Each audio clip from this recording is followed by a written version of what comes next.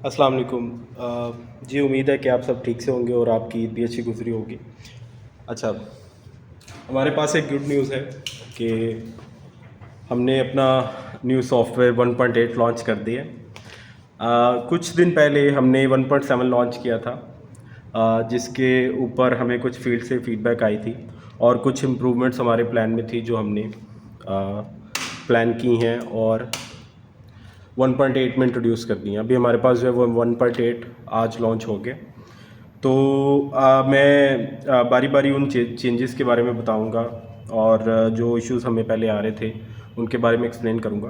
तो इस वीडियो में मैं आपको एक्सप्लेन करूंगा कि 1.8 में क्या फ़ीचर्स हैं। 1.7 और 1.8 में बहुत कम फ़र्क है, कोई ज़्यादा सिग्निफिकेंट फ़र्क नहीं है। तो इसलिए मैं कोशिश करूंगा कि इस वीडियो में मैं 1.6 को 1.8 के साथ कंपेयर करूं, क्योंकि 1.6 और 1.8 में काफ़ी मेजर डिफरेंसेस हैं और मैं उनको एक्सप्लेन करने की कोशिश करूंगा। ठीक है। अच्छा जी, अच्छा, इस सॉफ्टवेयर के अंदर हमारे पास स्टार्टअप के अंदर जो है वो सेम उसी तरह से आइडेंटिफिकेशन लोगो है जिस तरह से हमारे पास 1.7 के अंदर था। ये आप देख सकते हैं कि प्रिपेयरिंग लिखा आएगा और उसके बाद जो है वो कंपनी का लोगो और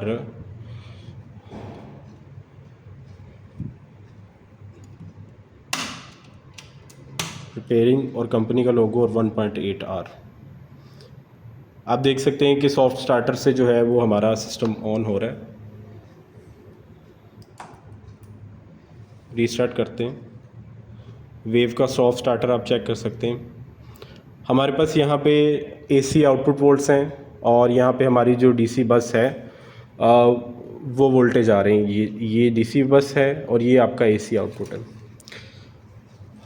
अच्छा, 1.8 में जो मेजर चीज़ें फ़िक्स हुई हैं उसके अंदर मैं आपको बताता हूँ कि 1.6 के अंदर हमें एक इशू था जिस पे यूपीएस चार्जिंग का इशू आता था, यानी कि आपका यूपीएस चार्जिंग फुल नहीं करवाता था और चार्जिंग कंटिन्यूसली वो करता रहता था। मोस्टली उन यूपीएस के ऊपर था जो साइन वेव हमारे पास डिज़ाइन चल रहे हैं। स्क्वायर वेव की मैं बात नहीं कर रहा, जो एक full bridge based sine wave UPS है जो कि डीएस पिक पे ही बना हुआ था। तो ये उस यूपीएस की मैं बात कर रहा हूँ। काफ़ी फील्ड से जो लोगों ने मुझे ये रिपोर्ट किया था कि ये इस पे काम करें, तो इस चीज़ को हमने बेटर किया है। बेसिकली हमने इसका डेड टाइम और बेटर कर दिया, डेड टाइम को ऑप्टिमाइज़ किया, जिसकी वजह से जो नॉइसेस आते हैं वो ख़त्म हो गए। अच्छा, इसके बाद जो फिक्स है सॉफ्टवेयर के अंदर, वो हमारे पास एक प्रॉब्लम थी कि 1.7 तक भी इवन ये प्रॉब्लम आती कि जो हमारा फीचर है वेव ऑप्टिमाइजेशन का। मैं आपको दिखाता हूँ मेन्यू के ऊपर। ये मेन्यू में जाते हैं, सॉरी,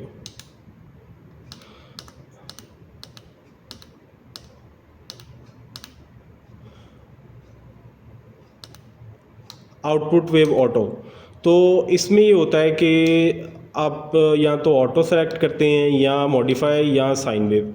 तो साइन वेव की जो आप कह सकते हैं कि जो आरएमएस वैल्यू होती है वो कम होती है, यानी कि अगर आपने डीसी 311 दिए हैं तो उसका जो आउटपुट मैक्सिमम पॉसिबल होगा वो 220 वोल्ट्स होगा। ठीक है। तो जो आपकी मॉडिफाइड साइन वेव है उसमें ये है कि आपके पास सॉरी, मॉडिफाइड साइन वेव उसमें ये कि आपके पास जो ऑन एरिया है, जो वेव का एरिया है वो वाइड है और वो स्क्वायर वेव और साइन वेव के दरमियान में है। तो आपका जो आरएमएस वैल्यू है उसमें वो इंक्रीज़ हो जाती है, यानी कि आप लोअर वोल्टेज पे ज़्यादा आउटपुट वोल्ट्स ले सकते हैं। तो जहाँ पे आपकी पीवी वोल्टेज कम हो जाती है और आप चाहते हैं कि स्टिल फुल एनर्जी या ज़्यादा एनर्जी वो प्रोवाइड करे, जहाँ पे ज़्यादा सेंसिटिव अप्लाइंसेस नहीं है और एसी भी चल जाएगा, फैंस भी चल जाएंगे, एलईडी लाइट्स भी चल जाएंगी मॉडिफाइड के ऊपर और बाकी चीज़ें भी जो है वो तंग नहीं करेंगी। तो उसके दरमियान में जो स्विचिंग होती थी तो होता ये था कि ऑटोमेटिकली वो स्विच करता था, जिसकी वजह से आउटपुट वोल्टेज में ब्लिंक आता था। जो क्लाइंट ने हमें रिपोर्ट किया कि आपकी आउटपुट वोल्टेज जो है वो फ़र्क आता है, यानी ड्रॉप करते हैं। होता ये कि जब आपकी पीवी वोल्टेज ड्रॉप करती है या पीवी वोल्टेज जो है वो बिल्कुल 311 या उसके आसपास होती है, या वो ऐसी कंडीशन में होती है जहाँ पे ऑप्टिमाइजेशन हो जाती है, तो उस दौरान आपका जो सिस्टम है वो आउटपुट ऑप्टिमाइजेशन करता है मॉडिफाइड और साइन वेव में, जिसकी वजह से वोल्टेज डिफरेंस आता है। तो उसकी वजह से क्लाइंट को जो है वो फ्लक्चुएशन नज़र आती है स्क्रीन के ऊपर, सॉरी लाइट्स के अंदर, या कोई ऐसी अप्लाइंस फ़ैन वगैरह उसकी स्पीड कम ज़्यादा होती है, या कोई और चीज़ जिस पे वो क्लियरली वोल्टेज डिफरेंशिएशन का फ़र्क जो है वो देख सकता है या फ्लक्चुएशन का फ़र्क देख सकता है।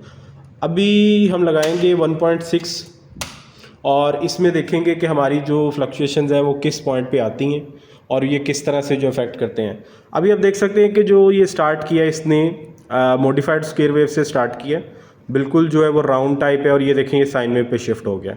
तो जब आपका ये चेंज आएगा तो आप देखेंगे कि आपकी वोल्टेज जो है वो उसमें भी फ़र्क आएगा। 230 वोल्ट अभी आ रहे हैं साइन वेव पे, और जैसे ही ये ऑप्टिमाइज़ करेगा, क्योंकि ये अभी प्रिटी मच उन वोल्टेज के ऊपर है जहाँ पे ये डिसाइड करता है कि इसको या साइन वेव बनानी है मॉडिफाइड बनानी। थोड़ा सा लोड ऐड करेंगे,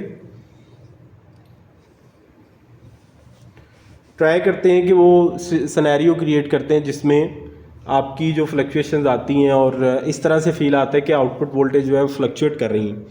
तो अभी ये साइन वेव चल रहा है, थोड़ा लोड और इंक्रीज़ करते हैं और जो इनपुट पीवी वोल्ट्स हैं उनको भी कम करने की कोशिश करें। अभी देखें कि ये शिफ्ट कर गया मॉडिफाइड वेव में और आपके आउटपुट वोल्टेज आ रहे हैं 213।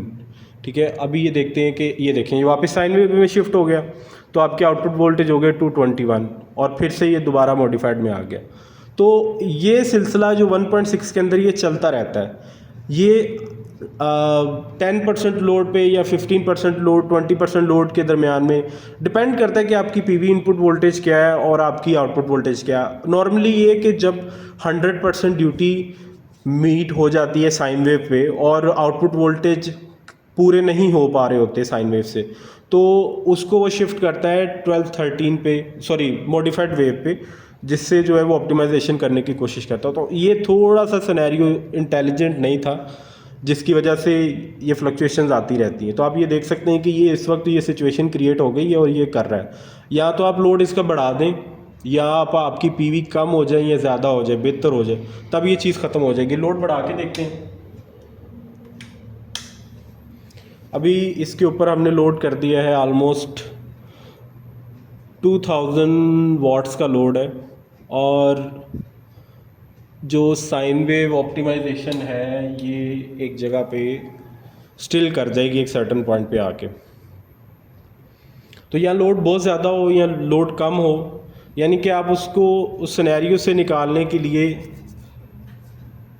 जो है वो आपकी पीवी जो है वो बेहतर होनी चाहिए, यानी कि पीवी के वोल्टेज अगर आपके इनपुट के सही हो जाएंगे तो ये चीज़ आपकी क्लियर हो जाएगी। तो ये इशू था जो हमने देखा 1.6 के अंदर। एक्चुअली ये 7 में भी परसिस्ट करता है, 7 में भी है, और इस चीज़ को हमने क्लियर किया है 1.7 के अंदर। इसके अलावा जो है वो मैं आपको बताता हूँ कि हमारे पास क्या इम्प्रूवमेंट्स हैं 7 के अंदर, सॉरी 8 के अंदर। 1.8 के अंदर ये है कि आपके जो एरर मैसेजेस हैं, यानी कि फॉर एग्ज़ाम्पल अगर हम इस वक्त एरर मैसेज क्रिएट करते हैं इसके ऊपर, तो एरर मैसेजेस काफ़ी देर से आते हैं और वो होल्ड नहीं करते स्क्रीन के ऊपर, यानी कि आपके जो एरर मैसेजेस हैं वो मूव करते रहता है। हमने अभी जो है वो पीवी लो कर दी है, इसको हम ले जाते हैं,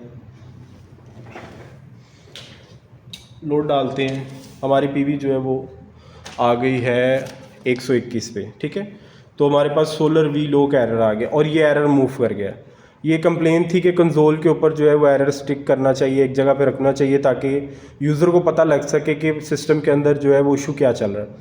तो इसको क्लियर करते हैं, इनपुट वोल्टेज इंक्रीज़ करते हैं। अभी हमारी पीवी बस ओके हो गई है, तो ये क्लियर हो जाएगा और दोबारा से सिस्टम जो है हमारा ऑन हो जाएगा। तो इस चीज़ को फिक्स किया है हमने कि आपके जो एरर है वो इंस्टेंटली आएंगे, और इसके अलावा जो है वो जो 7 में भी थे फीचर्स कि आपकी पीवी लो जो है वो 75 पे है, और पीवी लो की जो हैंडलिंग है, टॉर्क हैंडलिंग है, वो हमने बेहतर की है। मैं उसका भी आपको एक डेमो देने की ट्राई करता हूँ।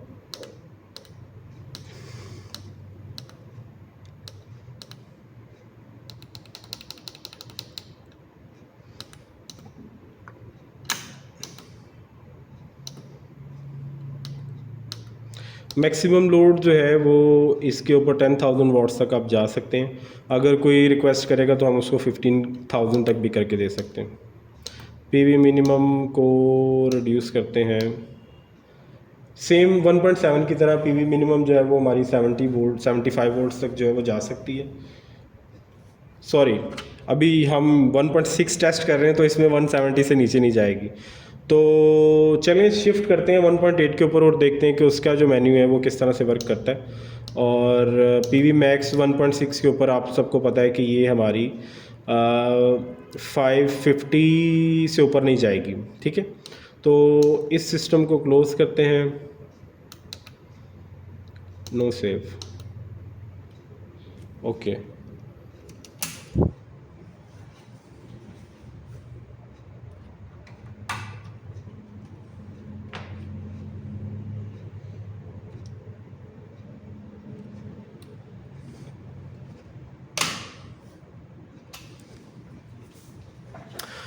दूसरा न्यूज़ हमारे लिए ये है, आपके लिए हमारे पास न्यूज़ ये है कि 1.8 जो है उसकी जो हेक्स फाइल है वो फॉर सेल अवेलेबल है। आज से हम 1.8 की फ़ाइल भी सेल करेंगे। अब अपने नाम की जो है वो फ़ाइल ऑर्डर कर सकते हैं। और हमारा जो फ़ाइल सेल करने का तरीका होगा वो ये होगा कि हम 5 दिन तक जो है वो इसकी बुकिंग करेंगे, यानी कि आज रात से ये फ़ाइल सेल जो है वो स्टार्ट होगी और मंडे 7 तक यानी कि 7 अप्रैल तक जो है वो फ़ाइल की बुकिंग होगी। सब लोग अपनी बुकिंग करवा सकते हैं, एडवांस पेमेंट सेंड कर सकते हैं और 7 के बाद यानी 8 तारीख को जो है वो फ़ाइल डिलीवरी सब लोगों को स्टार्ट हो जाएगी। उसमें ये है कि हमारे पास जो यूज़र्स पहले रजिस्टर करेंगे उनको 8 तारीख से पहले फ़ाइल मिलेगी और जो बाद में आएंगे उनको बाद में फ़ाइल मिलेंगी। प्राइसिंग वगैरह जो है वो शेयर कर दी जाएगी, जो फॉर्म इस लिंक के अंदर हम अटैच करेंगे कि आप फ़ाइल कहाँ से बाय कर सकते हैं। हम प्रेफर करते हैं कि आप ऑनलाइन फॉर्म फिल करें, वहाँ पे सारा प्रोसेस ऑटोमेटिक है और आपकी प्रायोरिटी भी ऑटोमेटिकली नंबर्ड होगी जिस तरह से आप ऑर्डर प्लेस करेंगे। और दूसरी बात, जो हमारी सॉफ्टवेयर को सेल करने की पॉलिसी है वो एज़ इज़ ही है, यानी कि जो 1.8 जिस तरह से है उसी तरह आपको मिलेगा। इसमें हम कोई आपको मॉडिफिकेशन करके नहीं दे सकते और ना ही इसके अंदर फ्यूचर अपडेट्स जो है वो इंक्लूडेड है। अगर फ्यूचर अपडेट्स आती हैं, कोई और सॉफ्टवेयर आता है तो उसकी प्राइसिंग सेपरेट होगी। करंट प्राइसिंग जो हमने निकाली है इसके अंदर आपकी फ्यूचर अपडेट्स इंक्लूडेड नहीं है। अच्छा, इसके अलावा जो है वो कॉपीराइट्स के जो कॉपीराइट्स हैं वो भी WB के हैं, यानी कि white box embedded system company के। और आप इसको रीसेल नहीं कर सकते, रीनेम नहीं कर सकते। आईसी आप प्रोग्राम कर सकते हैं, आईसी आप जितने मर्ज़ी सेल कर सकते हैं और फाइल को आप मॉडिफाई नहीं कर सकते, उसकी परमिशन नहीं है। ये सारा जो लाइसेंस एग्रीमेंट है जहाँ से आप फ़ाइल ऑर्डर करेंगे, जो बाइंग लिंक होगा गूगल फॉर्म का उसके ऊपर मेंशन्ड होगा। आप जब ये ऑर्डर प्लेस करेंगे और पेमेंट सेंड करेंगे तो आपने पेमेंट का प्रूफ व्हाट्सएप पे हमें भेजना है। और जो ऑर्डर आप प्लेस करेंगे उसमें आपने जो हमारी टर्म्स एंड कंडीशन है वो प्लीज़ आपने केयरफुली पढ़नी है। जो शराइत हैं और जो ज़वाबित हैं वो केयरफुली और एहतियात से आपने पढ़नी है ताकि आप उस लाइसेंस के साथ एग्री कर रहे हो, ठीक है। जहाँ पे भी आपको प्रॉब्लम लगे कि ये डील जो है वो या ये लाइसेंस एग्रीएबल नहीं है या आप इससे रजामंद नहीं है तो आप उस पे हमें जो है वो हमसे रब्ता कर सकते हैं। अगर हम कोई अमेंडमेंट उनमें कर सकते हुए तो हम कर देंगे, अदरवाइज़ जो है वो ये जो लाइसेंस एग्रीमेंट होगा ये फ़ाइनल होगा। ओके, अच्छा, इसका आपको चेक करवाते हैं। अब आप देख सकते हैं कि ये वाला सिस्टम जो है आपका एक जगह पे स्टिल है और मॉडिफाइड वेव ही आ रही है और इसमें जो उस तरह की फ्लक्चुएशंस हैं वो नहीं आ रही। तो इसको हम इस तरह से करते हैं, हम इसकी इंक्रीज़ डीसी बस जो है वो या डीसी वोल्टेज इंक्रीज़ करते हैं और देखते हैं कि क्या ये ऑप्टिमाइज़ करता है कि नहीं। अभी आप देख सकते हैं कि आपकी जो डीसी बस है वो काफ़ी कम है जिसकी वजह से वो ऑप्टिमाइज़ पे शिफ्टर उसने 214 वोल्ट या 214 वोल्ट्स क्रिएट किए हुए हैं। अभी डीसी बस इंक्रीज़ करते हैं। ओके जी, डीसी बस इंक्रीज़ हो गई। अब आप देखें कि ये साइन वेव में शिफ्ट हो गया। अभी 1.6 पे ये होता था कि वापस जो है वो मॉडिफाइड पे शिफ्ट होता है, और ये चीज़ जो ये सिलसिला ये चलता रहता है।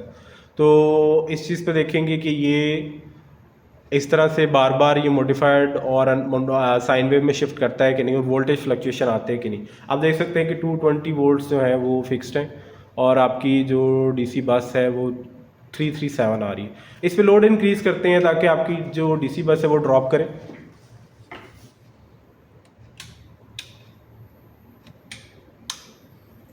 ओके जी, ये देखें जो अभी जैसे कि सिस्टम पे लोड आया और 310 वोल्ट्स हो गए हैं, और आपकी जो वेव है वो शिफ्ट हो गई है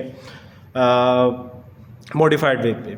याद रहे कि 311 वोल्ट पे 320 साइन वेव निकाली जा सकती है, पर क्योंकि हमारी मॉड्यूलेशन के अंदर हमें डेड टाइम भी इंट्रोड्यूस करवाना पड़ता है, और जो फार्मूला है आरएमएस कैलकुलेशन का फ्रॉम पीक वैल्यू, वो बिल्कुल आइडियल कंडीशंस के लिए होता है, और जहाँ पे आपके लॉसेस नहीं होते। लेकिन इन्वर्टर के अंदर क्योंकि आपकी बस के लॉसेस हैं और उसके अलावा आपके पास डेड टाइम है, तो आपकी वोल्टेज जो है वो रिलेटिवली पूरी नहीं होगी और हमेशा आइडियल वोल्टेज से कम होगी।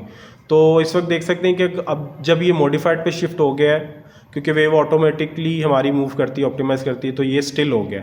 जो आपकी आउटपुट की वोल्टेज की फ्लक्चुएशन है वो नहीं आ रही। तो थोड़ा लोड कम करते हैं, देखते हैं कि दोबारा साइन वेव पे जाता है कि नहीं, देखना पड़ेगा। ओके, सो आई थिंक थोड़ा और लोड करना कम करना पड़ेगा, या हमें अपनी डीसी की जो बस है और इम्प्रूव करनी पड़ेगी।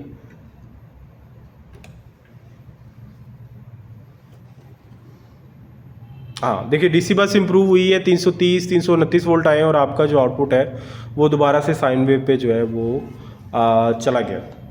ठीक है, तो मेजर चेंजेस जो हैं वो ये हैं 1.8 के अंदर, कि आपकी वोल्टेज फ्लक्चुएशंस जो हैं वो ख़त्म हो गई हैं। बाइपोलर यूनिपोलर सपोर्ट है इसके अंदर, वो 7 में भी थी और इसमें भी थी। इसके अलावा जो है वो सोलर मिनिमम 70 वोल्ट्स तक आपका जाएगा, सॉरी 75 वोल्ट्स तक जाएगा।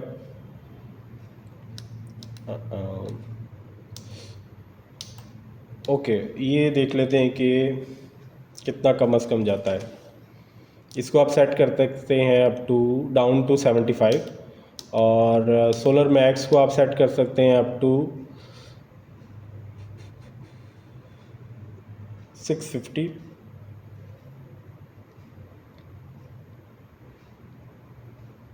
ओके,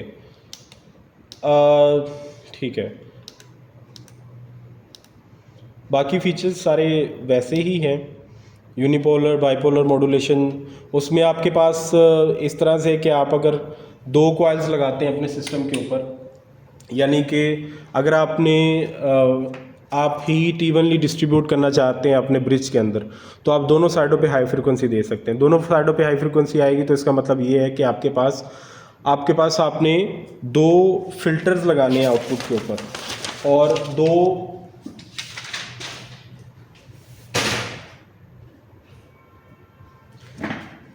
दो फिल्टर लगेंगे, और आपकी जो आउटपुट की फ्रिक्वेंसी है वो फ़िल्टर होगी।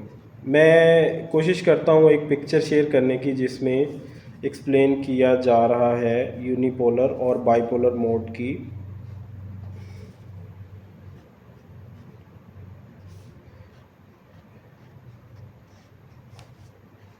कि कॉइल्स उसमें कैसे लगते हैं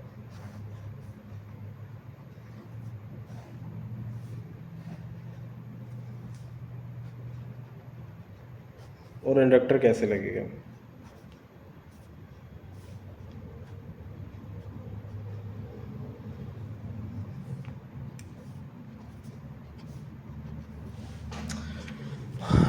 ओके जी, ये एक बेसिक डायग्राम है जो मैंने क्विकली ड्रॉ की है। तो यूनिपोलर मॉड्यूलेशन में आपके पास ये होता है कि आपके जो ब्रिज है वो अल्टरनेटली काम करता है। सारी मॉड्यूलेशन में अल्टरनेटली काम करता है, लेकिन इसमें ये होगा कि आपके पास जो हाई फ्रिक्वेंसी हमेशा ब्रिज की एक साइड पे होगी, एक लेग के ऊपर होगी, और ये हाई फ्रिक्वेंसी आपकी फ़िल्टर होगी आपके इस इंडक्टर के थ्रू, और इसके बाद ये आपके पास जो कैपेसिटर है आउटपुट का ये वो है। इंडक्टर की वैल्यू जो है वो 2.7 से लेके 3 मिली हेनरी हो सकती है आपकी, ठीक है। और आउटपुट कैपेसिटर जो है वो आपका 4 माइक्रोफैरड से लेके 10 माइक्रोफैरड तक हो सकता है, ठीक है। अभी अब होता ये है कि काफ़ी लोगों के जो आउटपुट वोल्ट्स हैं वो फ़र्क आते हैं, और उसकी रीज़न ये है कि एक तो इस सिस्टम में, इस हार्डवेयर के ऊपर फीडबैक का सिस्टम नहीं है। दूसरी बात ये कि आपका इंडक्टर की जो वैल्यू है और जो आपका कैपेसिटर लगा हुआ है वो वैरी करता है, और सब में डिफरेंट तरह के जो है वो इंडक्टर लगे हुए हैं। ठीक हो गया। अच्छा, इसके ऊपर जो है मैं कोशिश करता हूँ कि आपको बाइपोलर मॉड्यूलेशन भी दिखा दूँ कि बाइपोलर मॉड्यूलेशन के ऊपर आपने कॉइल जो है वो किस तरह से लगाना है। बाइपोलर मॉड्यूलेशन के काफ़ी बेनिफिट्स हैं, जिसके अंदर ये है कि आपका जो हाई फ्रीक्वेंसी है वो इवनली डिस्ट्रीब्यूट होती है, और मॉड्यूलेशन का जो आउटपुट फ्रीक्वेंसी होती है जो आपकी अल्टीमेटली फ़िल्टर्स के अंदर से गुजरती है वो डबल हो जाती है, जिसकी वजह से जो आपका वेव का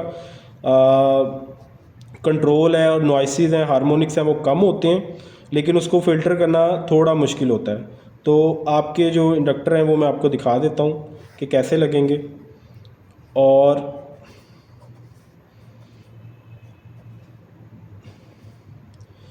ज़्यादा टॉर्क लोड और ज़्यादा हैवी लोड, या आप कह सकते हैं कि ज़्यादा रगड लोड जो होता है, जो एकदम से जो है वो टॉर्क डालता है या लोड डालता है, उसके लिए बाइपोलर मॉड्यूलेशन, और मोटर ड्राइव के लिए भी बाइपोलर मॉड्यूलेशन जो है वो बेस्ट होती है। लेकिन होम ऑफिस यूज़ के लिए जो है वो यूनिपोलर प्रेफर की जाती है। इसकी डेवलपमेंट, इसकी बिल्ड कॉस्ट भी कम है, आपका इंडक्टर एक लगेगा। तो बाइपोलर में आपका जो इंडक्टर्स हैं वो 2 इंडक्टर लगेंगे, और आपने दोनों हाई फ्रिक्वेंसीज़ को जो है वो फ़िल्टर करना है, यानी कि ये आपका फुल ब्रिज आ गया। अब आप यहाँ पे देख सकते हैं कि इस ब्रिज के ऊपर भी आपकी 13 किलोहर्ट्ज़ या हाई फ्रिक्वेंसी होगी, इस ब्रिज पे भी हाई फ्रिक्वेंसी होगी, ठीक है। और इस लाइन का जो इन लेग्स का जो कॉमन बनता है उस पर भी आपका इंडक्टर, और इन लाइन पे भी जो इंडक्टर लगा हो, और उसके बाद आपका कैपेसिटर है। ये जो इंडक्टर हैं ये सेम ही आपको लगाना पड़ेगा 2.7 से लेकर 3 के दरमियान।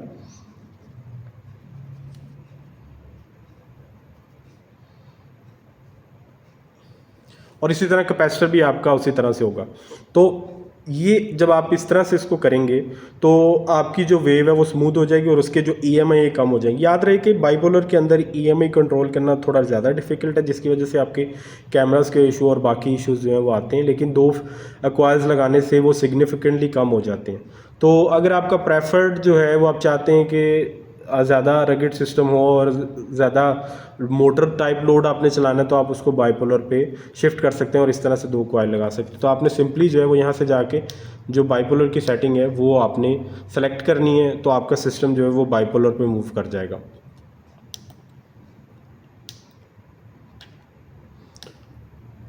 बाकी जो है वो 7 की तरह इस सिस्टम के अंदर भी इम्प्रूव कर दिया गया है। सोलर ट्यूनिंग जो है वो आप करंट की ट्यूनिंग उसको आप जो है वो 0 एम्पेयर से स्टार्ट कर सकते हैं।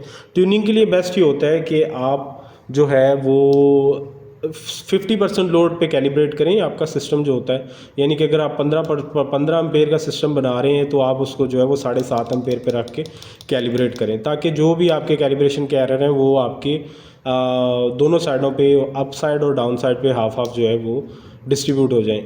तो जो मेन लोड की कैलिब्रेशन, जिन लोगों का लोड ठीक नहीं आता तो उनके लिए सोलर वोल्टेज इसको कैलिब्रेट करना है। यानी कि फ़र्ज़ करें आपके सोलर वोल्टेज आ रहे हैं इस वक्त 362 आ रहे हैं, ठीक है, और मेरे पास सिस्टम जो है वो कम दिखा रहा है, तो मैं इसको सेट कर दूंगा 362, ठीक है। मीटर पे भी 362 है, यानी 63 आ रहे हैं, 362.8। जब आप इसको ऐसे प्रेस करके एग्ज़िट करेंगे तो ये पुराने वोल्टेज ही दिखाता रहेगा, तो इसके बारे में आपने परेशान नहीं होना।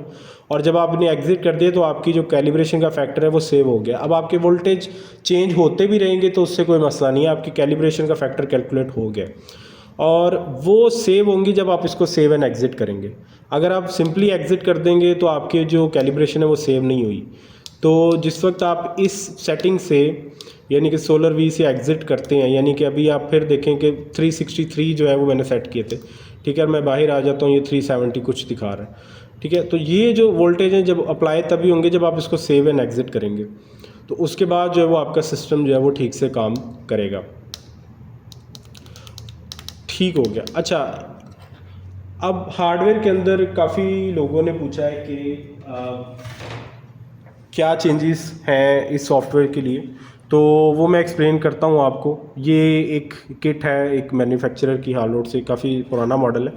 तो इसके ऊपर जो आपकी शंट रजिस्टर्स लगी हैं, ये आपकी 0.1 ओम की 4 रजिस्टर होने चाहिए, ठीक है। 10 वाट्स की लगा लें वो बेहतर है, 5 वाट्स की लगाते हैं तो आप वो भी ठीक है।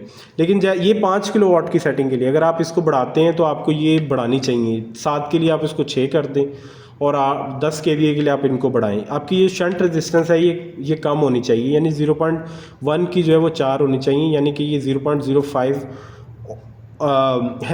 ओहम बन जाएंगी, ठीक है। उसके बाद आपने जो है वो इसका गेन कंट्रोल करना है। ये जो किट एज इट है ये 3 किलो वाट सिस्टम के लिए बनी हुई है। अगर आप इसका जो करंट और वोल्टेज मेजरमेंट शंट के थ्रू करते हैं तो ये 3 किलो वाट से ऊपर नहीं जाता। जो पुरानी शंट्स लगी हैं, 3 शंट और जो 10 के और 1 के आपकी जो 358 के साथ लगी हैं, तो वो अगर आप इस तरह से रखते हैं तो 3 किलो वाट से ऊपर नहीं जा सकता। लेकिन पुराने सॉफ्टवेयर में जो लोड की कैलकुलेशंस हैं या जो और सिस्टम मार्केट में अवेलेबल है, उनकी लोड की कैलिब्रेशन जो है वो सीटी के थ्रू है या कैलकुलेशन सीटी के थ्रू है। और सीटी जो है वो 15 एम्पेयर से ऊपर जो है उसका बिहेवियर बिल्कुल भी लीनियर नहीं होता, इवन के इससे नीचे भी इतना अच्छा नहीं है। तो जब आप इससे कैलकुलेट करेंगे सीटी से तो तब आपको इन चीज़ों की ज़रूरत नहीं पड़ती। लेकिन आपकी जो लोड रिपोर्टिंग एक्यूरेसी है वो सही नहीं रहती और उसमें फ्लक्चुएशंस भी आती हैं। तो शंट आप अपडेट करें, 4 शंट करें और इसके बाद 358 के पास जो है वो 2 रजिस्टर्स लगी हैं। 10 के को आपने कर देना 6.8 और 1 के को 1.5। तो इससे इसका वो गेन सेट हो जाएगा जिस पे आपका जो 5 किलो वाट का सिस्टम जो है वो 4.32 वोल्ट्स जो है वो यहाँ पे आपके पिन नंबर 3 के ऊपर जनरेट करेगा। यानी कि आपका जो 4, आई थिंक मुझे चेक करना पड़ेगा, ये आपकी पिन नंबर बनती है 3, 4,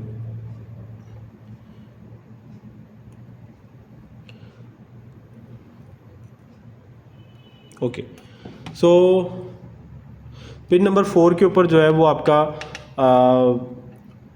लोड करंट जो है वो आ रहा है, तो उसके ऊपर जो है वो आपने वोल्टेज हमेशा 5 से नीचे रखनी है। तो जब आप ये अपडेट करेंगे अपना नेटवर्क तो आपकी जो सिस्टम का लोड रिपोर्टिंग है वो बेहतर हो जाएगी। अगर आप बड़ा सिस्टम बनाते हैं, फॉर एग्जांपल आपने 8 किलो वाट का बना दिया या 10 या 12 या 15, इस शंट की रेजिस्टेंस को कम से कम कर देते हैं। आपने 5 के लिए 4 लगाई है ना, यानी कि रेजिस्टेंस की वैल्यू एक्चुअली मैटर करती है, number of registers actually matter नहीं करते। तो क्योंकि मार्केट में ज़्यादातर ये 0.1 ओहम अवेलेबल है तो और लोग ये लगा रहे हैं। वैसे ये शंट नहीं है, ये सिंपल एक लोडिंग रजिस्टर है, बट इसको शंट के तौर पर इस्तेमाल किया जा रहा है। तो इसको आप बढ़ाते जाएँ, 5 किलो वाट के लिए 4, 8 के लिए इसको 6 कर दें और जब आप 10-12 का बढ़ाते हैं तो इसको बढ़ाते जाएं, रेजिस्टेंस को बढ़ाते जाएं। बस आपने ये देखना है कि आप जितना लोड आपका इंटेंडेड है, यानी कि आपने 10 किलो वाट डालना है तो 10 किलो वाट लोड आप इस पर डालें और अपना देखें कि यहाँ पे पिन पे कितने वोल्टेज आ रहे हैं। वो 4.5 वोल्ट से ऊपर नहीं होने चाहिए क्योंकि ओवरलोड डिटेक्शन भी हमने करनी है। तो 4.5 वोल्ट्स यहाँ पे हों, यानी कि अगर आपको स्टिल लगता है कि आपने 10 किलो वाट लगाया और वो 5 वोल्ट से ऊपर जा रहे हैं तो इनको बढ़ाते जाएं, इनको और इंक्रीज़ करें।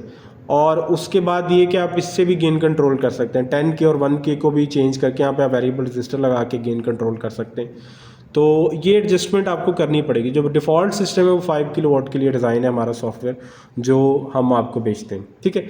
अच्छा, ये थोड़ा सा इस पर रफ बना हुआ है लेकिन एक इंटरेस्टिंग स्ट्रक्चर है कि ये आपकी जो डीसी बस पॉजिटिव चल रही होती है, जो आपके लगे हुए हैं ब्रिज बना हुआ है, ये एच ब्रिज बना हुआ है ना, ये आपका जो है वो कॉमन पॉइंट है एक सेंटर में, और ये एक कॉमन पॉइंट और एक कॉमन पॉइंट ये।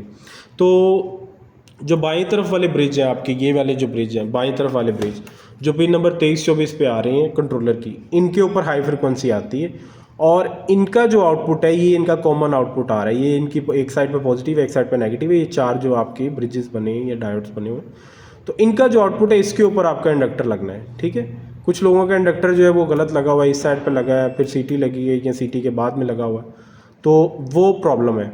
यानी कि आपका इंडक्टर इस हाई साइड पे होना चाहिए और उसके बाद आपका इस जगह पे जो है वो कैपेसिटर होगा, यानी कि इन लाइंस के ऊपर यहाँ पे और यहाँ पे, ये ब्लैक कलर की जो लाइन है ये लाइंस को रिप्रेजेंट कर रही, और ये आपकी जो है दूसरी लाइन है आउटपुट की इस साइड के ऊपर, हाई साइड पे, सॉरी ये हाई साइड है और ये लो साइड है। हाई साइड लो साइड का मतलब ये नहीं है कि इस पे हाई वोल्टेज है या उधर लो वोल्टेज है, सिर्फ ये मकसद है कि हाई साइड के ऊपर आपकी हाई फ्रिक्वेंसी है, लो साइड के ऊपर आपकी लो फ्रिक्वेंसी है। तो आपकी दोनों ब्रिजेस के ऊपर जो है वो, ये दोनों लेग्स के ऊपर आपकी पॉजिटिव वोल्टेज यानी हाई और नेगेटिव वोल्टेज दोनों होती हैं। यानी कि अगर आप ये देखें कि ये एक पेयर है और एक ये पेयर है लेग के अंदर, तो इसको अगर मैं दिखाऊं आपको, तो ये बात हो रही है, इस चीज़ की बात हो रही है, ठीक है, इस चीज़ की। तो इसको अगर आप देखें तो ये दो जो हैं ये नीचे वाले हैं नेगेटिव, और ये जो दो पेयर हैं ये ऊपर वाले हैं पॉजिटिव, और इसी तरह जो है वो इस साइड पे नेगेटिव और पॉजिटिव ये जो हैं ये वाले साइड पे। और इनका जो कॉमन पॉइंट है वो आप देख सकते हैं कि ये इनका कॉमन पॉइंट है, ये दोनों पेयर का और वो दोनों पेयर का कॉमन पॉइंट एक है जो आपका AC आउटपुट होता है।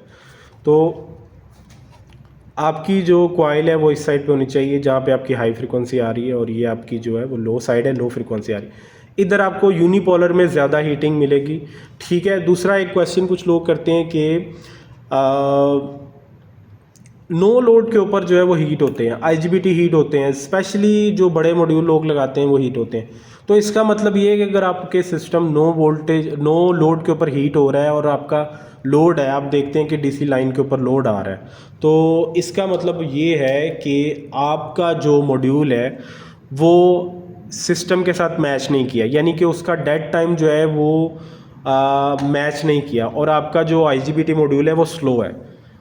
स्लो और फास्ट IGBT मॉड्यूल्स आते हैं जिनकी ऑपरेटिंग नॉर्मल फ्रिक्वेंसी होती है, उसको आप देख सकते हैं क्या रेंजेस होते हैं। लेस देन 20 किलो हर्ट्ज़ जो है उनको आप स्लो बोलते हैं, अबव 20 किलो हर्ट्ज़ जो है वो हाई बोलते हैं। शायद मैं थोड़ा सा लिमिट जो रेंजेस बता रहा हूँ इनमें फ़र्क हो, लेकिन आप इंटरनेट पे देख सकते हैं। तो आप कोशिश करें कि आपका जो IGBT मॉड्यूल है उसका जो ऑन टाइम है वो कम से कम हो और ऑफ टाइम भी कम से कम हो। जिस IGBT का ऑन टाइम और ऑफ टाइम कम से कम होगा वो जल्दी ऑन होंगे, जल्दी ऑफ होंगे, और उनके लॉसेस भी कम होंगे, और उनके अंदर जो ओवरलैप है या शूट थ्रू जिसको बोलते हैं, जब आपके दो जो IGBTs हैं वो इकट्ठे ऑन हो जाएं तो, या ओवरलैप करें, यानी कि इस ब्रिज के अंदर एक दफ़ा ये ऑन होता है और दूसरी दफ़ा ये ऑन होता है, ये दोनों कभी भी इकट्ठे ऑन नहीं होंगे। जब ये दोनों इकट्ठे ऑन होंगे तब आपका जो है वो दोनों बस पॉजिटिव नेगेटिव बस की जो है शॉर्ट होगी और आपकी IGBT जो है वो डैमेज हो जाएंगे। तो अगर आपका ये ऑन टाइम फास्ट है और ये ऑन क्विकली हो गया, और ऑफ टाइम इसका स्लो है, और आप अभी ऑफ कर रहे थे और उधर से ये ऑन हो गया, तो ये दोनों ओवरलैप करना शुरू कर देंगे। ओवरलैपिंग टाइम इन दोनों का कितना होगा उस पर डिपेंड करता है कि ये जो है वो जलेंगे या ये इंड्योर करेंगे और एक्स्ट्रा हीट देते रहेंगे, यानी लो लोड पे भी हीट देना शुरू कर देंगे। दूसरी बात ये कि आपका ऑफ टाइम जो है वो लोड के साथ भी वेरी करता है, यानी कि आपने अगर फुल लोड के ऊपर आपका ऑफ टाइम थोड़ा सा बढ़ जाता है और इसी तरह आपका ऑन टाइम भी कम हो जाता है। तो आपने सेफ साइड पे रहते हुए आपने IGBTs ऐसे सेलेक्ट करने हैं कि फुल लोड पे भी उनका ऑन टाइम और ऑफ टाइम कम से कम हो। और दूसरी चीज़ ये है कि इंडस्ट्रियल IGBTs जो हैं, जो बड़े मॉड्यूल्स हैं हाई करंट और हाई वोल्टेज के, उनके बारे में आप थोड़ा क्रिटिकली देखें कि जो फास्ट मॉड्यूल्स हैं वही आप यूज़ करें, ठीक है। इसके बाद जो है वो IGBTs की हीट की वजह ऑपरेटिंग वोल्टेज और इसके स्विचिंग वोल्टेजेस भी होते हैं कि आप जो सप्लाई यूज़ कर रहे हैं वो कितनी यूज़ कर रहे हैं। जो रेकमेंडेड सप्लाईज़ हैं वो यूज़ करें। अगर आप इसको 15 पे कर रहे हैं ऑपरेट, ठीक है, नीचे जाएंगे हीटिंग आपकी बढ़ती जाएगी क्योंकि आपका of time on time increase कर जाएगा। तो ये चीज़, और उसके बाद जो इनकी गेट रजिस्टर्स होती हैं जो आप ये यूज़ करते हैं 15 ओहम और 5 ओहम 5.6 ओहम, और ये 41-48 लाजमी लगाना है, इनके ऊपर 41-48 लाजमी होना चाहिए क्योंकि आपका ये ऑफ़ करवाते हैं। और 41-48 का रिकवरी टाइम जो है वो 1 नैनो सेकेंड है, यानी कि फास्टेस्ट डायोड जो मार्केट में ईज़िली और लो कॉस्ट अवेलेबल है वो 41-48 ही है, 4148, और यही हमेशा यूज़ करें। तो आपका ऑफ टाइम जो है वो बहुत ज़्यादा रिड्यूस कर देता है। और बाकी जो गेट रजिस्टर है वो मैचिंग ज़रूरी होती है। टिपिकली यहाँ पे जो टिपिकल वैल्यूज़ हैं मोस्टली इन्वर्टर्स में वही लगी हैं 15R और 5.6R, लेकिन ये सभी IGBTs के लिए जो है वो बेस्ट नहीं है। उसके बाद जो है वो आपका जो पैरेलल रजिस्टर्स आप लगाते हैं, ये एक तरह से जो रजिस्टर्स हैं IGBT के गेट पे जो पुल डाउन लगी हुई है, इसकी वैल्यू भी मैटर करती है। जब भी आप इनको पैरेलल करते जाते हैं तो आपकी पुल डाउन वैल्यू कम होती जाती है क्योंकि ये अगर आप इसका नेटवर्क निकालेंगे तो ये आपस में शॉर्ट हो रही होगी। तो इसका भी ख्याल रखें, जब आप इनको बढ़ाते जाएं तो इसको इंक्रीज़ करें, इसकी वैल्यूज़ जो हैं वो बढ़ाते जाएं, ताकि ओवरऑल जो गेट्स पे पुल डाउन आ रही है वो वैल्यूज़ ज़्यादा हो, ना कि ये आपके टीएलपी को और आपकी जो रजिस्टर्स बाय गेट रजिस्टर्स लगी हुई हैं आरजीएस, वो उसको जो है वो ओवरलोड करें। ठीक है। उसके बाद जो कुछ लोगों के मसले मसाइल थे कि आपका शॉर्ट सर्किट वर्क नहीं करता, तो शॉर्ट सर्किट के अंदर प्रॉब्लम ये है कि आपकी सबसे जो मेजर प्रॉब्लम जो पहले आती है वो ये आती है कि 4148 की जगह कोई और आपने डायोड लगाए हुए हैं। ठीक है, तो ये प्रॉब्लम करेंगे। यहाँ पे आप 4148 लगाएं, FR नहीं लगाने आपने। उसके बाद आयरन कोर सीटी लगाएं, जो अच्छी सीटी है। मार्केट के अंदर कुछ सीटी हैं उनकी जो लोडिंग वायर है वो बारीक है और कोर का भी फ़र्क है, और कोर के अंदर अगर आप टेप उतारेंगे समटाइम्स कोर्स अंदर से मिस भी होती हैं, जो EI कोर्स होती हैं वो मिस होती हैं, तो प्रॉपर सीटी लगाएं। ठीक है। उसके बाद आपकी यहाँ पे जो रजिस्टर है वो 1.5K की होगी, और इसी तरह इस नेटवर्क के ऊपर आपके पास कोई और पोलर कैपेसिटर नहीं होगा। ठीक है, कोई कैपेसिटर नहीं होगा। फिर आपका ये 393 के अंदर जो 393 के अंदर जो है वो कंपैरेटर में आ जाएगा, और ये FR 107 की जगह जहाँ पे ये लिखा हुआ है 4148 ही यूज़ करें। FR 107 भी काम कर जाता है लेकिन ये स्लो होता है, तो यहाँ पे भी आप 4148 यूज़ करें। 10K 330 ओहम, और उसके बाद 3.3 3.3 560 220 R यानी 220 ओहम, और उसके बाद जो इसकी पिन नंबर 16 है इसके ऊपर आपने 102 लगा दें या 103 लगा दें। अगर आपको ज़्यादा फॉल्स शॉर्ट सर्किट्स आ रहे हैं, पहले तो मैं थोड़ा सा एक्सप्लेन करूंगा कि शॉर्ट सर्किट वर्क किस तरह करता है। वो इस तरह से करता है कि आपका जब हाई करंट सीटी में से पास होता है तो हाई वोल्टेज के सिग्नल जनरेट होते हैं, करंट हाई करंट फ्लो होता है जहाँ से जो 1.5K के ऊपर वोल्टेज जनरेट करता है, और ये वोल्टेज जो है वो कंपैरेटर के ऊपर आके कंपेयर होते हैं 2.5 वोल्ट के रेफरेंस के साथ। तो यहाँ पे जो नेटवर्क लगा 10K और 330 ओम का, ये ऑलमोस्ट 70 to 75 वोल्ट्स जब यहाँ पे जनरेट होते हैं हाई करंट पल्स से, तो वो आपका कंपैरेटर को ऑन करवाता है पॉजिटिव के ऊपर, नेगेटिव के ऊपर जो इन्वर्टिंग इनपुट होता है उसके ऊपर, और आपकी जो सिग्नल है उसको लो करवा देता है। नॉर्मली ये हाई होता है पिन नंबर 16 और उसको लो करवा देता है, और वो लो पल्स बहुत माइनर सी पल्स भी जो है वो सिस्टम को शॉर्ट सर्किट में ले जाएगी। तो जो शॉर्ट सर्किट की परफॉर्मेंस है वो ओवरऑल आपके इस नेटवर्क के ऊपर डिपेंड करती है। ठीक है, अगर आपके पास फॉल्स शॉर्ट सर्किट्स आ रहे हैं तो इसका मतलब है कि आपके ये जो नेटवर्क है इसके ऊपर आपको थोड़ी अमेंडमेंट्स करनी पड़ेंगी। उसके लिए आप ये 103 को थोड़ा सा इंक्रीज़ करें। ये आप इस 102 103 के बाद 104 या इससे ज़्यादा नहीं कर सकते, 104 नहीं आप लगाएंगे, वो ज़्यादा हो जाएगा।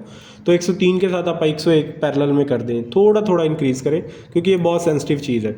उसके अलावा आप जो है वो अगर आपका शॉर्ट सर्किट नहीं आता और बहुत रगिड सिस्टम वर्क कर रहा है, यानी कि मोस्टली डैमेज कर रहा है, तो बाकी चीज़ें आपकी इंटैक्ट हैं, लेकिन आप फिर ये कर सकते हैं कि अपना 1.5K की जो वैल्यू है वो थोड़ी कम कर दें, इसको थोड़ा इंक्रीज़ कर दें। जब अगर आपका शॉर्ट सर्किट नहीं आ रहा तो इस वैल्यू को आप थोड़ा सा इंक्रीज़ करें, 1.5 को आप 1.76 कर दें, तो इंक्रीज़ करना शुरू करें। जहाँ पे आपका सिस्टम सही वर्क करना शुरू कर दें, आप वो सिस्टम जो है वो वैल्यूज़ जो है वो यूज़ कर लें।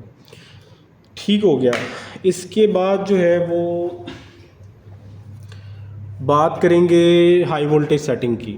ठीक है, यहाँ पे जो है वो 3 रजिस्टर्स हैं 100K की, 3 रजिस्टेंस सीरीज़ में लगी हुई हैं, और उसके बाद 3K की एक रजिस्टर है।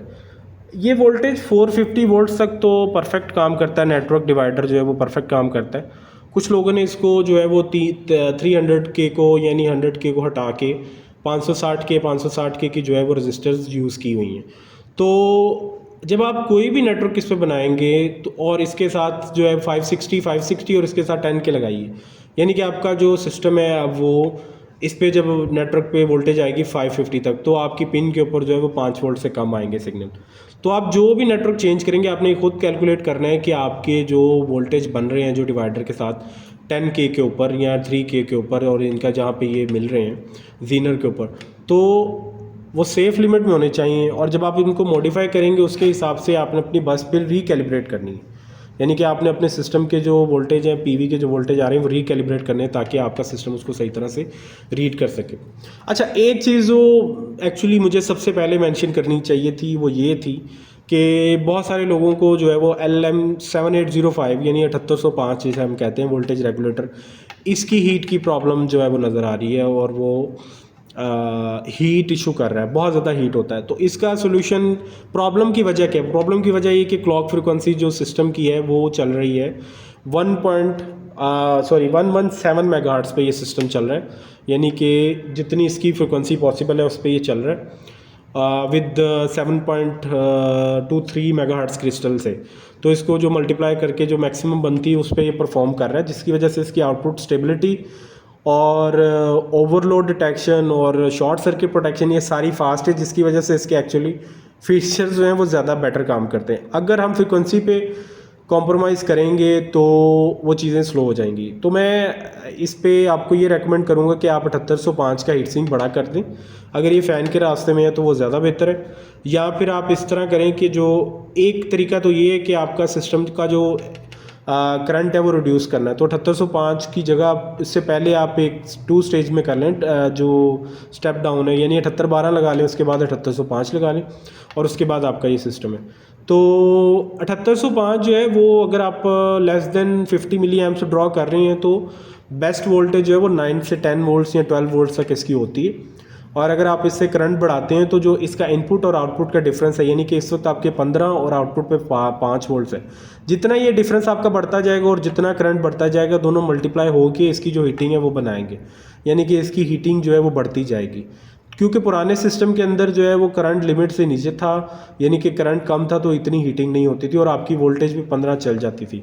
लेकिन इतनी हाई वोल्टेज और हाई करंट के ऊपर बेटर है कि आपका जो 78 है इसका आप हीट सिंक बड़ा करें।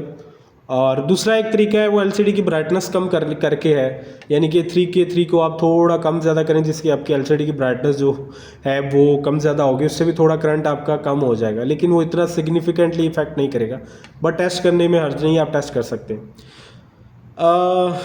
ठीक हो गया। इसके अलावा जो है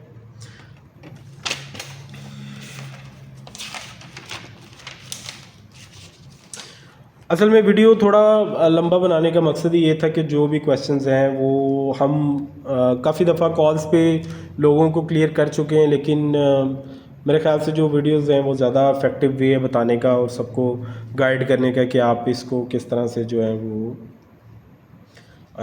करेक्ट कर सकते हैं। तो मेरा ख्याल है आज के लिए इतना काफ़ी है, वीडियो काफ़ी लंबी होगी। इंशाल्लाह किसी और वीडियो में आपसे मिलेंगे और आपके साथ वीडियो शेयर करेंगे। दोबारा थोड़ा सा बताता जाऊंगा कि 1.8 जो है वो आज से फॉर सेल शुरू हो जाएगी।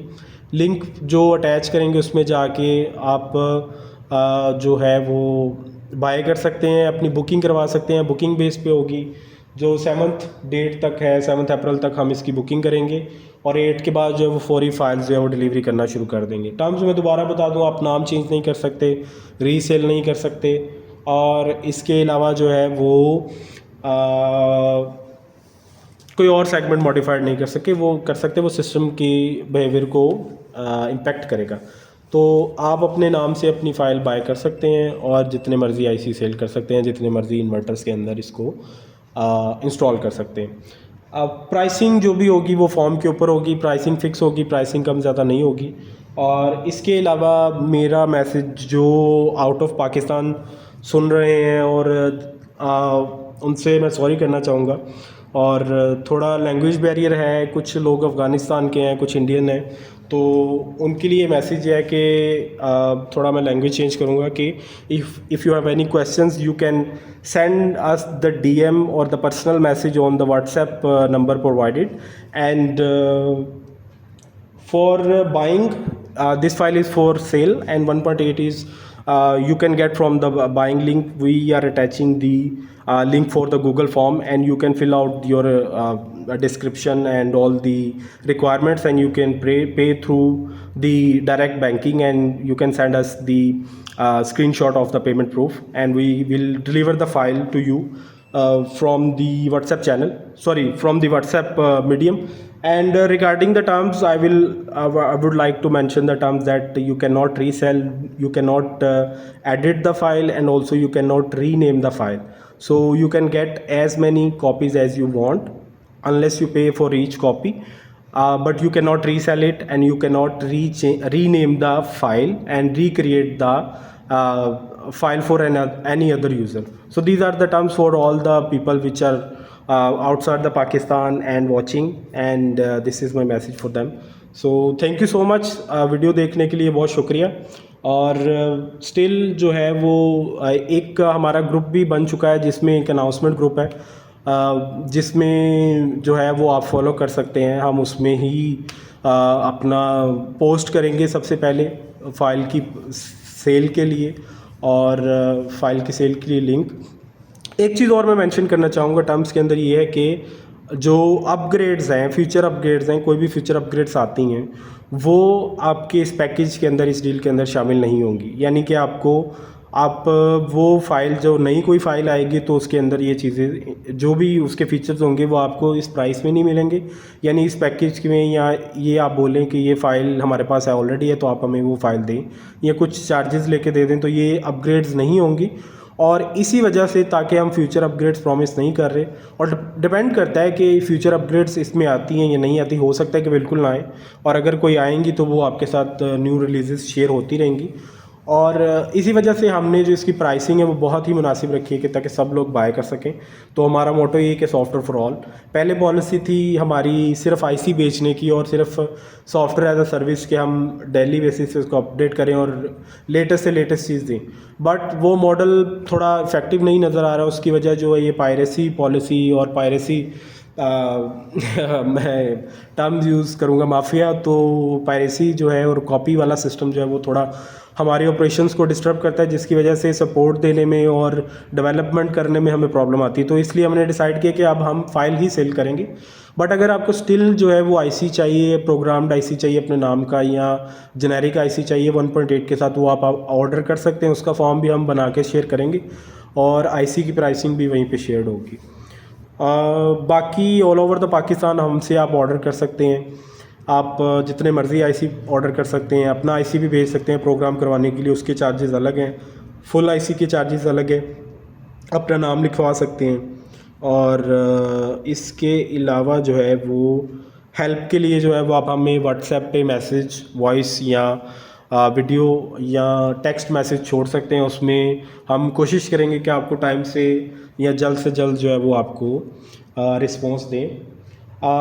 लास्ट में मैं सब लोगों का बहुत शुक्रिया अदा करना चाहूँगा। बहुत से लोगों ने, मतलब सभी लोगों ने मुझे जो है वो बहुत सपोर्ट किया है, हमारी टीम को बहुत सपोर्ट किया है, WBE को बहुत सपोर्ट किया है, बहुत पसंद किया है, सॉफ्टवेयर को अडाप्ट किया है।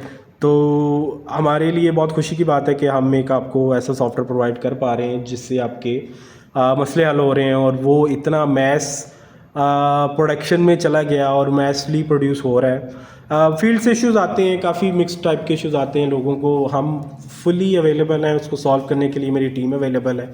और इंशाल्लाह आगे भी हम आपको सॉफ्टवेयर प्रोवाइड करते रहेंगे। इसमें जो अमेंडमेंट्स हैं कोशिश करते रहेंगे कि आपको लेटेस्ट से लेटेस्ट चीज़ प्रोवाइड करें। और बाकी जो है वो न्यू फीचर्स अगर आएंगे वो भी हम बताते रहेंगे आपको। और इसके अलावा जो है वो आप यूट्यूब को प्लीज़ सब्सक्राइब करें, क्योंकि मैंने देखा है कि व्यूज़ बहुत ज़्यादा हैं और क्वेश्चंस बहुत ज़्यादा लोगों के, लेकिन जो सब्सक्रिप्शन है, जो सब्सक्राइबर हैं वो बहुत कम है। तो आप सब्सक्राइब कर लें ताकि आपको नोटिफिकेशन मिलता रहे और आप देखते रहें कि कौन सी वीडियो आई है, क्या नया आया है। और दूसरा, अगर कोई सजेशन हो आपकी, और हम इस चीज़ को, फीडबैक को, critical feedback, negative positive feedback को बहुत वेलकम करते हैं। 1.3 से लेके आज 1.78 तक जो भी ये सॉफ्टवेयर है, ये इसमें हमारी कंट्रीब्यूशन सिर्फ डेवलपमेंट है, और जो रिक्वायरमेंट है वो हमें फील्ड से आई है। हम फील्ड से रिक्वायरमेंट देखते हैं, लोग उस पर वोट करते हैं, हमें मल्टीपल रिक्वायरमेंट्स आती हैं मल्टीपल लोगों से, हम वो चीज़ इंप्लीमेंट कर देते हैं। तो ये प्रोडक्ट जो है वो टोटल फीडबैक ड्रिवन है, और इस चीज़ को हम बहुत अप्रिशिएट करते हैं। मैं एक्चुअली आपको बताऊं कि जो एडवाइस होती है वो मेरे ख्याल से कोई ऐसी एडवाइस आपको हमेशा मिलती है जो कि $1 मिलियन एडवाइस होती है। वो छोटी सी एडवाइस होती है, और उसके ऊपर अगर आप उस चीज़ को इम्प्लीमेंट करते हैं और अपने प्रोडक्ट में लेके आते हैं, उस पर्सन को क्रेडिट दें। और उसके बाद जो आप उसको लॉन्च करें तो आपका प्रोडक्ट ही एक्चुअली ग्रो करेगा। तो अगर आपके पास इतना ऑप्शन है कि आप चीज़ों को डेवलप कर सकते हैं और हर मसले को सॉल्व कर सकते हैं तो वो डेफिनेटली करें, और फीडबैक जो है वो हम दोबारा आपको बोलेंगे कि आप अपनी प्रोवाइड करें, हम बहुत उसको वेलकम करते हैं। अच्छा, इसमें जो एक चीज़ थी वो ये मैंने आपको दिखानी थी कि अगर आपके पास एरर आता है तो वो इंस्टेंटली स्क्रीन के ऊपर आ जाता है। तो ये चीज़ चेक करते हैं ये वर्क कर रही है कि नहीं। होपफुली कि मैंने, हाँ 1.8 ही चल रहा है। तो पीवी लो करते हैं, पीवी लो किया और आपके पास थोड़ा सा लोड होना चाहिए। ये देखिए पीवी लो हो गया, उसने ऑप्टिमाइज़ करने की कोशिश की और पीवी लो आपका है 130 पे, और पीवी लो फ़ौरन से जो है वो आपका पीवी लो जो है वो आ गया। ठीक है, और ये एरर जो है वो परसिस्ट करेगा। इसी तरह हम वापस जाते हैं, देखते हैं कि इसको ये क्लियर करता है कि नहीं करता। जो इसका टाइमर है उसके अकॉर्डिंगली ये क्लियर करेगा।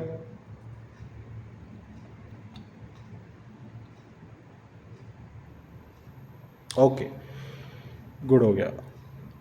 दोबारा पीवी लो करते हैं।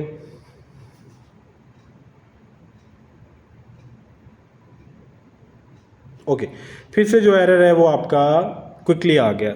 दूसरे काइंड का कोई एरर जनरेट करते हैं। ओके जी,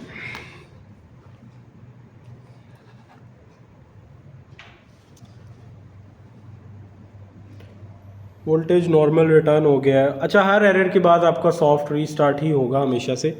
और इसके अलावा जो है वो अभी करते हैं हाई टेम्परेचर का। ये हमने टेम्परेचर सेंसर को शॉर्ट कर दिया। टेम्परेचर सेंसर जैसे ही हीटअप होता है इसकी रेजिस्टेंस कम होती जाती है, तो वो आपका समझ लें कि शॉर्ट करने से भी आप ये टेस्ट कर सकते हैं। तो टेम्परेचर हाई आ रहा है, इसको हटा देते हैं। चलिए, टेम्परेचर हाई आपका ख़त्म हो गया। फिर से टेम्परेचर हाई करते हैं, टेम्परेचर हाई, शॉर्ट सर्किट बंद हो गया। ओके जी, तो ये टेस्ट था जो आपके एरर स्क्रीन के ऊपर जो है वो फ़ौरन से आ जाते हैं।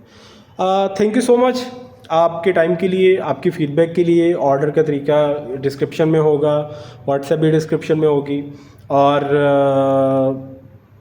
फ्यूचर अपडेट्स के लिए जो है वो चैनल सब्सक्राइब कर लें अगेन। और प्रोडक्ट एक्सेप्टेंस का और अप्रिशिएट करने का बहुत शुक्रिया। अपना ख्याल रखिएगा। अल्लाह हाफिज़, गुड नाइट।